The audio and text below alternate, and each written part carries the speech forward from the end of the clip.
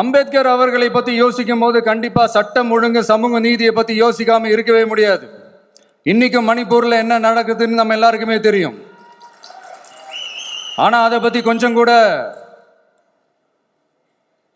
அதை கண்டுக்காம ஒரு அரசு மேல இருந்து நம்மளை ஆண்டுகிட்டு இருக்கு.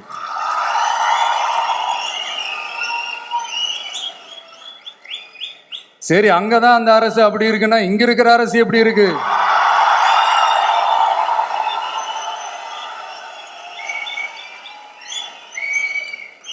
இங்க நம்ம தமிழ்நாட்டில் வேங்கை வயல்னு ஒரு ஊர்ல என்ன நடந்துச்சுன்னு நம்ம எல்லாருக்குமே தெரியும்.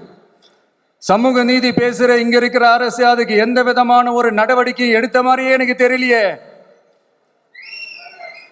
இவ்வளவு காலங்கள் தாண்டி, இத்தனை வருஷங்கள் தாண்டி ஒரு துரும்ப கூட கிள்ளி போடலையே. அதுதான் இதெல்லாம் இன்னைக்கு அம்பேத்கர் அவர்கள் இன்னைக்கு பார்த்தாருன்னா வெக்கப்பட்டு தலை குனிஞ்சு போவார்ல. கரெக்ட், நம்ம நடக்கிற பிரச்சனைகள், நடக்கிற கொடுமைகளுக்கெல்லாம் நம்ம குரல் கொடுக்கணும். ஆனா நடக்கிற பிரச்சனைகள் ஒன்னா ரெண்டா? பெண் குழந்தைகளுக்கு எதிரா, பெண்களுக்கு எதிரா, ஏன் மனித உயிர்களுக்கு எதிரா? இதெல்லாம் நம்ம பார்க்கிறோம், படிக்கிறோம், மற்றவங்க கிட்ட இருந்து கேட்டு தெரிஞ்சுக்கிறோம்.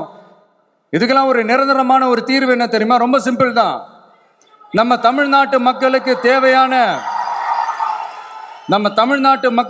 தேவையான அடிப்படை வசதிகளை பாதுகாப்புடன் முழுமையாக அளிக்கும், மக்களை உண்மையாகவே நேசிக்கிற ஒரு நல்ல அரசு.